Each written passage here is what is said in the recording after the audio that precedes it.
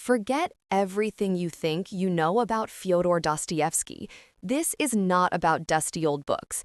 This is about a man who stared death in the face, lived through a mind-bending psychological torture session, and was molded by suffering until he could write the darkest corners of the human soul.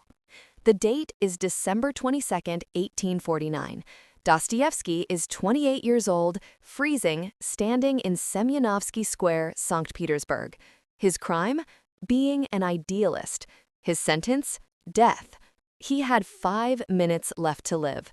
And those 5 minutes didn't just change his life, they changed all of literature. How did a promising young writer end up awaiting the firing squad? Dostoevsky was part of the Petrushevsky Circle, a group of intellectuals who dared to read and discuss forbidden socialist ideas and critique the oppressive rule of Tsar Nicholas I. They were dreamers, debating utopian ideas over tea, not revolutionaries planting bombs.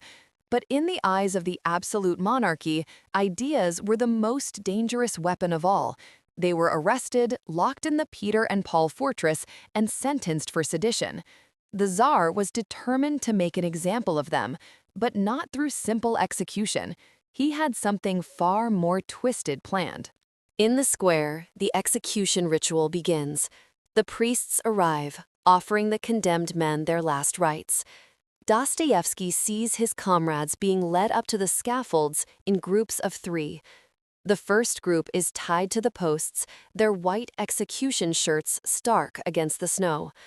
He watches the soldiers raise their rifles, the barrels glinting in the pale sunlight. He hears the captain shout the command to fire. This is not a drill. This is real. Dostoevsky whispers to his neighbor, "The minute I have left is mine. I will live it to the fullest." The psychological agony of those moments, the complete certainty of his impending obliteration, burned his soul clean. Then, silence. Just as the captain was about to drop the handkerchief signaling the execution, a messenger on horseback bursts into the square. The Tsar, having enjoyed his sadistic performance, issued a last-second reprieve. The sentence was commuted to hard labor in Siberia. It was a mock execution, a masterpiece of psychological warfare designed to break the men before they even reached the mines. Dostoevsky was immediately stripped of his civilian clothes, chained, and sent on a brutal journey to the Omsk prison camp. 4 years he spent there, sleeping on bare floorboards, surrounded by the dregs of Russian society, experiencing the true depths of human suffering and malice. When Dostoevsky returned from exile, he was not cured of his compulsions.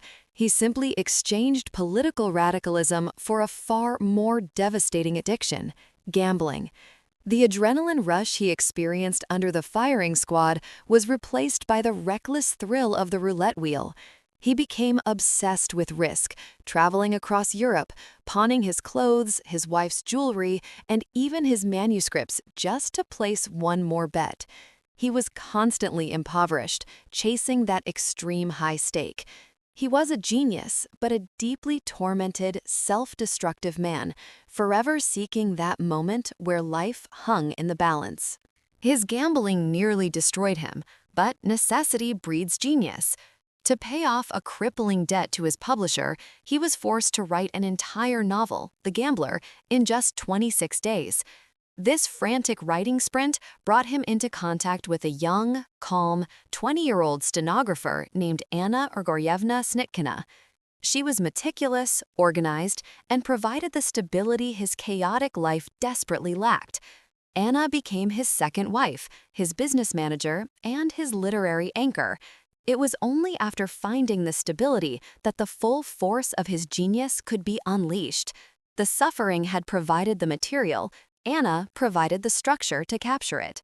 Every terrifying moment Dostoevsky experienced, the conviction, the reprieve, the hard labor, the gambling debt, poured directly into his greatest works. Raskolnikov's existential anxiety in Crime and Punishment, that's the anxiety of the condemned man. The psychological intensity of the characters who push moral boundaries, that is the mind of a man who survived the ultimate test of survival. Dostoevsky didn't just write about suffering, he wrote about the terrifying, exhilarating freedom that comes when you realize everything can be taken away in an instant. His characters are complex because he himself was a walking contradiction, a saintly idealist who was also a compulsive sinner.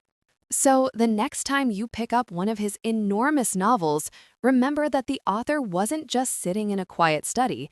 He was a deeply flawed, high-stakes gambler, a prisoner, and a condemned man who was mere seconds from death. Dostoevsky taught us that the human spirit isn't defined by success or comfort, but by how it survives the crucible. He found his truth not in the libraries of Russia, but in the 5 terrifying minutes when he knew he was about to die, and in the 4 long years he spent in chains.